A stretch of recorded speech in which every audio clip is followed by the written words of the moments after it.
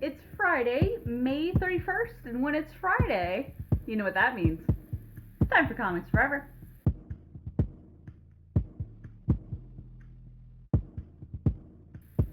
Welcome back to Comics Forever, the weekly show where I tell you about all the comics that we love that you should be reading. I've got a couple awesome personal all-time favorites to show you, and a sneak preview of a new comic out next week.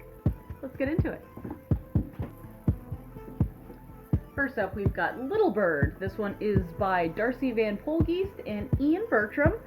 Personal all-timer favorite of mine, winner of like a billion Eisners, and it deserves every bit of it. It's a 4-issue miniseries about Little Bird and her mother and her grandfather, and their unending fight against fascism, and specifically theocracy that has taken over futuristic, post-apocalyptic America and is trying to conquer Canada, and only they can defeat them through the power of, gene modification, but also through the power of, like, love and family and abject violence also. It's very violent, it's very cool, super bloody.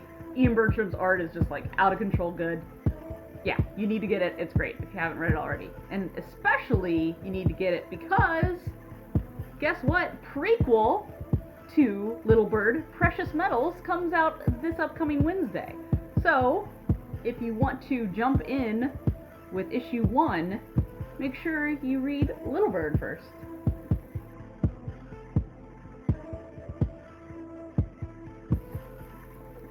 And another all-time personal favorite of mine, Monster. This one is by Naoki Urasawa. I'm not the biggest manga fan in the world, and that's mostly just because I haven't really gotten to it. I've spent my whole life doing Western comics, and it's a lot to jump into as a 30-something-year-old. So, my friend basically forced me to read this for our podcast, if you're not familiar with Tales from the Short Box. So we talked about this book, and it just instantly became an all-time favorite. It's essentially about this doctor who is given the choice to do the right thing for his career or do the right thing for his morals, and he chooses correctly, but it all comes back to bite him in the end. And I am being very purposely vague because the less you know about this book going into it, the better.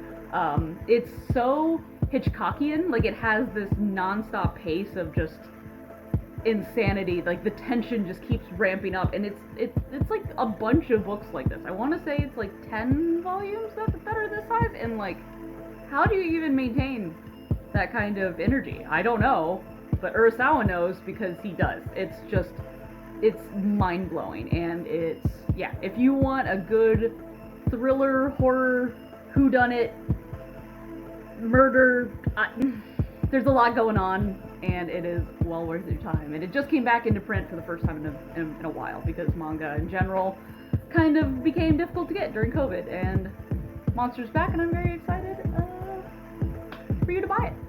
Check out Monster. That is it for this week's Comics Forever. Thank you for joining me.